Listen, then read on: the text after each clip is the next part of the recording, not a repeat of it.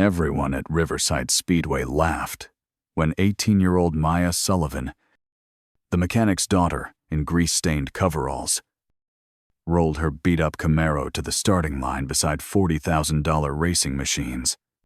Track owner Richard Blackstone smirked from his luxury box, adjusting his gold Rolex as cameras captured what he expected to be the most entertaining failure of the season. The crowd's laughter echoed across the asphalt as Maya's car sputtered and backfired, black smoke billowing from the exhaust. But when Blackstone dared her to prove her Junkyard special belonged on his professional track, Maya's steady hands gripped the steering wheel with a confidence that made the laughter die in a few throats. What happened next would expose a 20-year-old secret that destroyed Blackstone's empire and revealed the true genius behind every innovation the racing world claimed as his own. Maya had grown up in the shadow of Riverside Speedway. Literally. Her father, Tony, operated Sullivan's auto repair in a cramped garage 3 blocks from the track, where the roar of engines provided the soundtrack to her childhood. While other kids played with dolls or video games, Maya learned to rebuild transmissions and tune carburetors by watching her father work in focused silence. The garage smelled of motor oil and old metal, a sharp contrast to the gleaming chrome and leather of the Speedway's corporate hospitality suites. Maya's coveralls bore patches from a dozen different oil changes, and her fingernails carried permanent traces of grease that no amount of scrubbing could remove. The racing community knew her as Tony's kid, the quiet girl who sometimes helped with tire changes during pit stops, invisible among the mechanics and drivers who commanded attention and respect.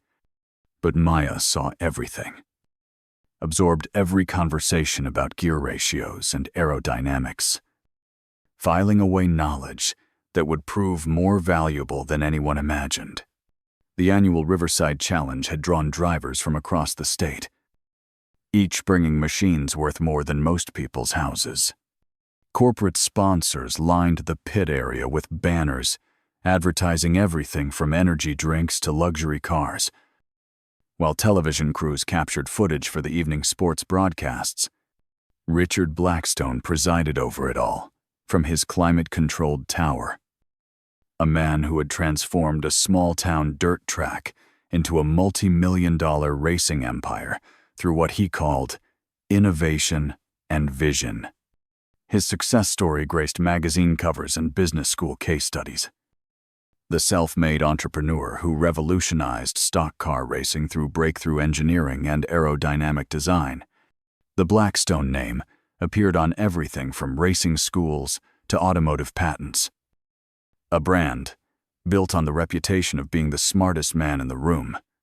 Maya watched him through the chain-link fence that separated the public viewing area from the exclusive corporate boxes, studying the way he gestured grandly while explaining racing strategy to reporters and investors. The trouble started when Maya approached the registration table with her entry fee in crumpled $20 bills. The officials looked from her beat-up Camaro to her grease-stained appearance and barely suppressed their laughter. Word spread quickly through the pit area that Tony, the mechanic's daughter, thought she could race with the professionals, a piece of gossip that reached Blackstone's ears within minutes.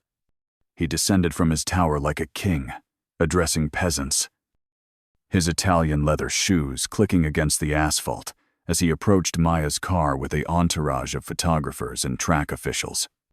The crowd gathered, sensing drama, as Blackstone circled the Camaro with exaggerated inspection, pointing out rust spots and mechanical flaws for the cameras. His voice carried across the pit area as he announced that while he admired the girl's enthusiasm, real racing required more than wishful thinking, and a 20-year-old car held together with duct tape and prayer.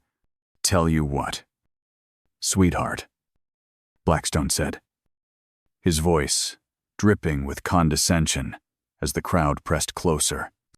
"Since you've already paid your entry fee, I'll give you a sporting chance. But let's make this interesting for everyone." He gestured toward the assembled drivers and sponsors, his smile sharp as a blade.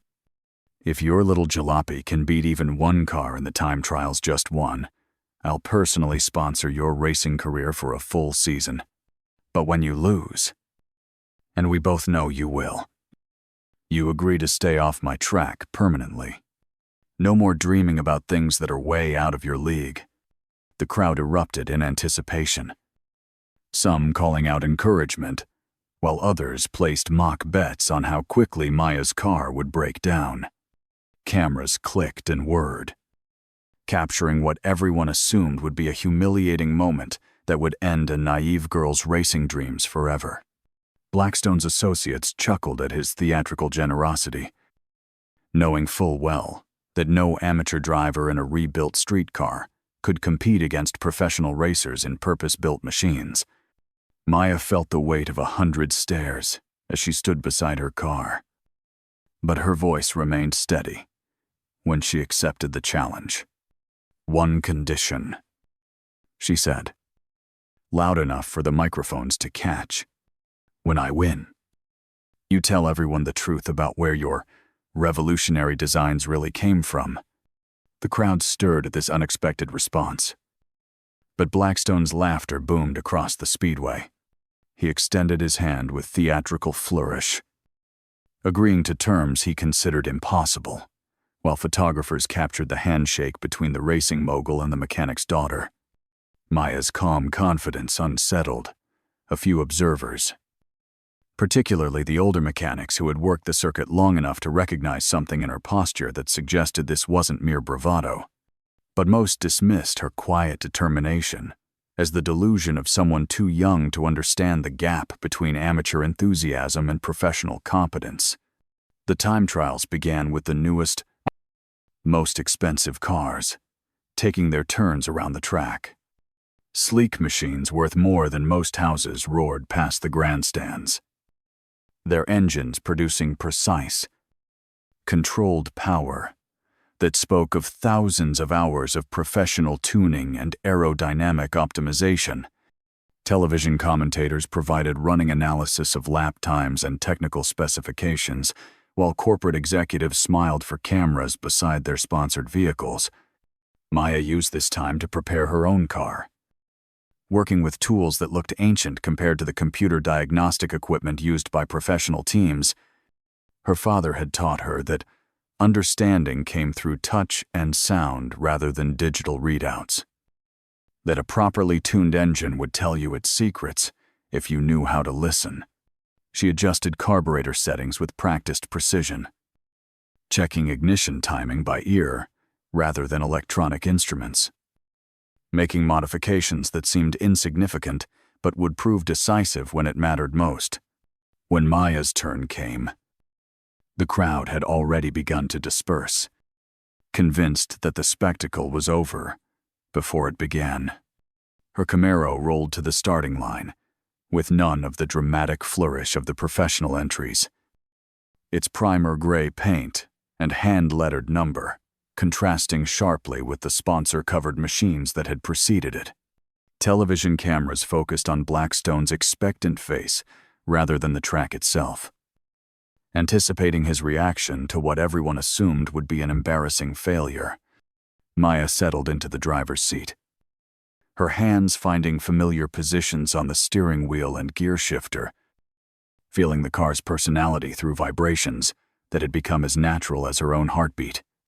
The engine's idle sounded rough and uneven compared to the professional machines, but Maya heard something in its rhythm that spoke of hidden potential waiting to be unleashed. The green flag dropped, and Maya's Camaro exploded forward with a roar that caught everyone off guard.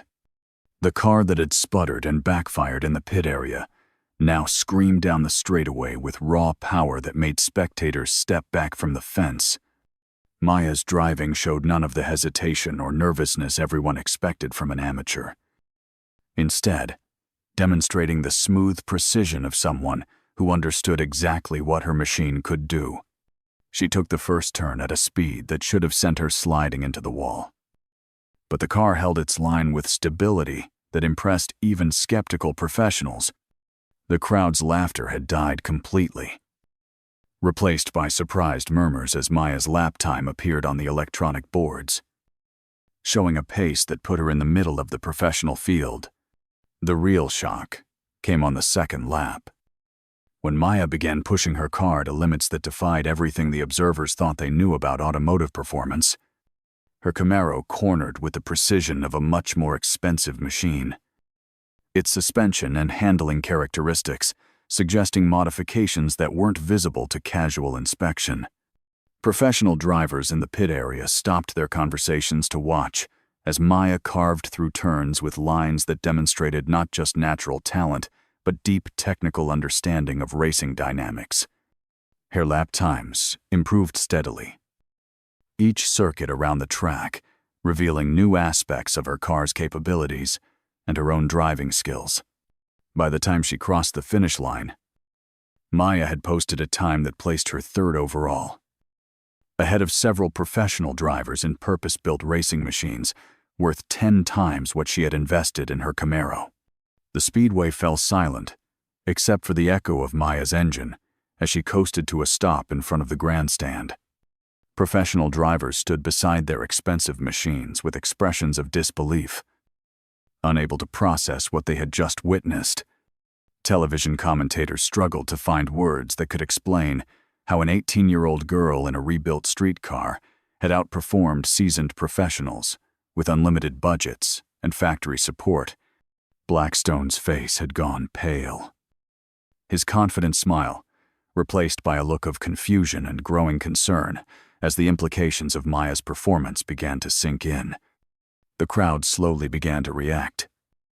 At first, with scattered applause that built into genuine appreciation for what they had seen. But the mood remained tense, as everyone waited to see how the track owner would respond to his very public challenge being met. Maya climbed out of her car and walked directly to where Blackstone stood frozen beside the timing tower.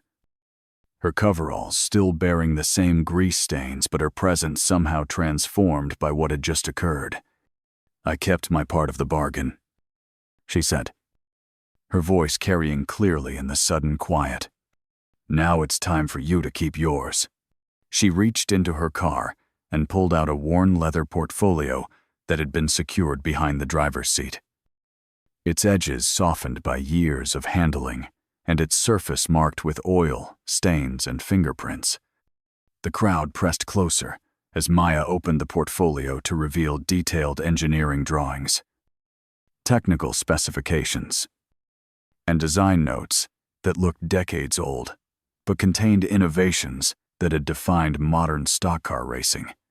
Blackstone's face went from pale to ashen as he recognized diagrams that had supposedly originated from his own engineering team. Revolutionary concepts that had built his reputation and fortune.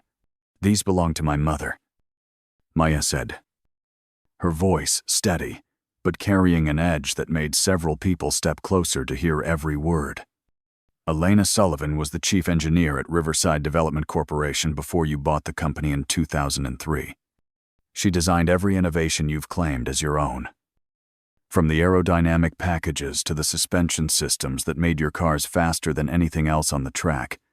She held up a technical drawing that showed the exact specifications of what Blackstone had marketed as his breakthrough chassis design, the signature innovation that had launched his empire. The date in the corner showed it had been completed 2 years before Blackstone had even entered the racing business. Signed with Elena Sullivan's precise engineering notation.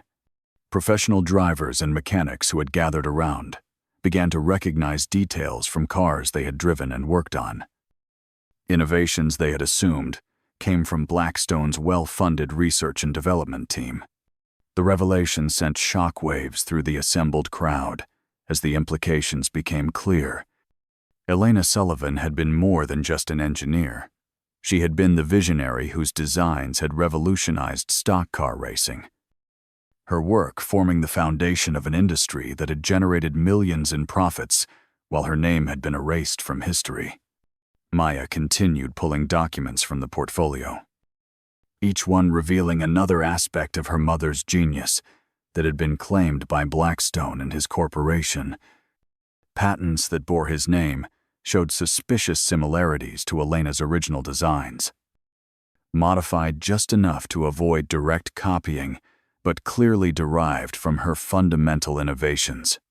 Technical specifications that had supposedly taken Blackstone's team years to develop matched exactly with Elena's notes from decades earlier, proving a pattern of intellectual theft that went far beyond simple inspiration or coincidence. My mother was going to expose what you had done. Maya continued, her voice growing stronger as she spoke, the truth that had been buried for 20 years. She had copies of everything. Proof that you had stolen her life's work and passed it off as your own. But 3 days before she planned to go public, she died in a car accident on Highway 47, the same stretch of road where the county had been reporting brake failures in vehicles serviced by shops that used defective parts. The crowd stirred uneasily at this implication. But Maya pressed on without giving anyone time to interrupt. The insurance investigation was closed quickly, ruled as driver error, despite evidence that her brakes had failed completely. The original police report disappeared from the files, along with the mechanic's statement about the brake components that had been installed just weeks before the accident.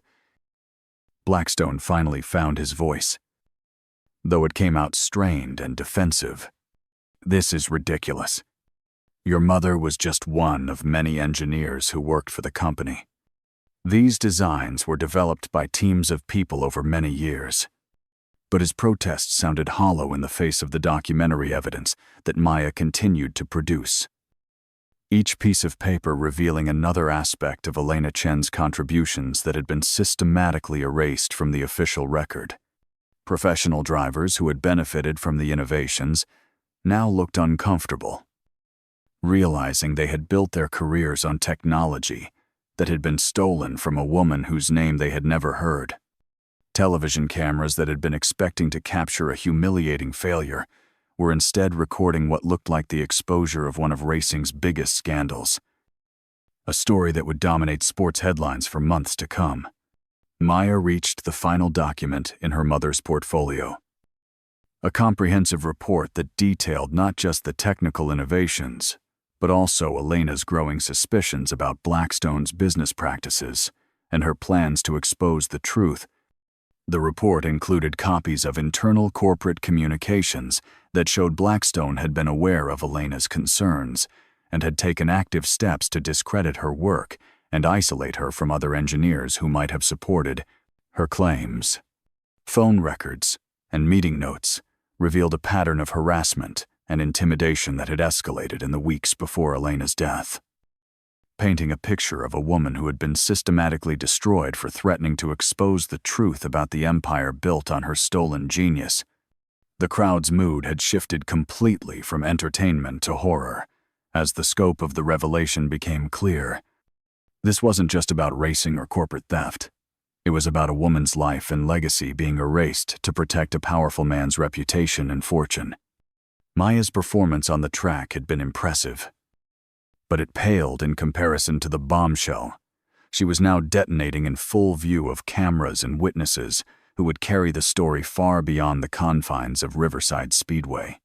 Several professional drivers stepped forward to examine the documents more closely, their expertise allowing them to verify the authenticity and significance of Elena's designs. Their murmured confirmations rippled through the crowd, lending credibility to accusations that might otherwise have been dismissed as the fantasies of a grieving daughter. Blackstone made one final attempt to control the narrative, stepping forward with the authoritative presence that had served him well in boardrooms and television interviews. Even if these documents are real, which I doubt, they don't prove anything beyond the fact that Elena Chen was one of many contributors to innovations that were developed through collaborative effort and significant investment. His voice carried the smooth confidence of someone accustomed to talking his way out of difficult situations. But the assembled crowd was no longer inclined to accept his explanations at face value. Maya had anticipated this response. pulling out her phone to show a video that had been recorded by her father years earlier. Elena Chen herself explaining her designs and expressing her concerns about Blackstone's appropriation of her work. The woman on the screen bore a clear resemblance to Maya. Her intelligence and passion evident as she detailed innovations that would later make Blackstone famous and wealthy. The video evidence proved devastating to Blackstone's credibility, showing Elena Chen not just as a brilliant engineer, but as someone who had been fully aware of the theft of her intellectual property and had been preparing to fight back before her untimely death. Her technical explanations demonstrated a depth of understanding that made it clear these weren't borrowed or collaborative ideas, but original innovations that had sprung from her unique vision and expertise. Professional engineers in the crowd could see immediately that Elena's work represented the kind of breakthrough thinking that only came from exceptional individual talent, not the committee-driven development that Blackstone claimed had produced the same results. The video also revealed Elena's personality, showing her to be articulate, confident, and methodical in her approach to both engineering and documentation. Exactly the kind of person who would have kept detailed records of her work and Blackstone's theft. The consequences began almost immediately, as word of Maya's revelations spread beyond the speedway. Television crews that had come to cover a local racing event found themselves with a major story that combined sports, corporate corruption, and possible murder. Exactly the kind of narrative that would capture national attention. Social media began buzzing with discussions of the scandal. Racing fans sharing and analyzing the evidence that Maya had presented, while investigative journalists started digging into Blackstone's background and business practices. Racing industry executives who had worked with Blackstone over the years began reviewing their own experiences, looking for signs of the deception that had apparently been hidden in plain sight for 2 decades. Federal investigators arrived at Riverside Speedway within 48 hours, drawn by the combination of intellectual property theft, potential securities fraud, and the suspicious circumstances surrounding Elena Chen's death. The documents that Maya had preserved became the foundation for a comprehensive investigation that would eventually encompass multiple agencies and jurisdictions, each following different threads of evidence that all led back to Blackstone's systematic theft of Elena's innovations. Patentfraude, tax evasion, and conspiracy charges began to pile up as investigators uncovered the full scope of the deception that had built Blackstone's empire on the foundation of a dead woman's genius. Blackstone's carefully constructed world began to collapse with shocking speed. Corporate sponsors pulled their support as news of the scandal dominated headlines, unwilling to associate their brands with someone accused of intellectual theft and possibly much worse.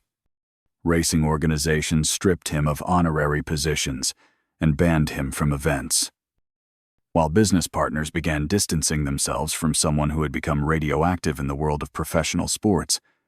The stock price of Blackstone Racing Enterprises plummeted as investors fled, wiping out hundreds of millions in market value and triggering investigations by financial regulators who suspected securities fraud in the company's representations about its proprietary technology. The personal cost proved even more devastating than the business consequences, as Blackstone's reputation crumbled under the weight of evidence that continued to emerge. Former employees came forward with stories of suspicious business practices and Elena Chen's growing isolation in the months before her death, painting a picture of a woman who had been systematically undermined and threatened for refusing to stay silent about the theft of her work. The criminal investigation into Elena's death was reopened, with new evidence suggesting that her car had been deliberately sabotaged to prevent her from exposing Blackstone's crimes. DNA evidence that had been overlooked 20 years earlier was re-examined with modern techniques, revealing traces that supported the theory of deliberate mechanical sabotage.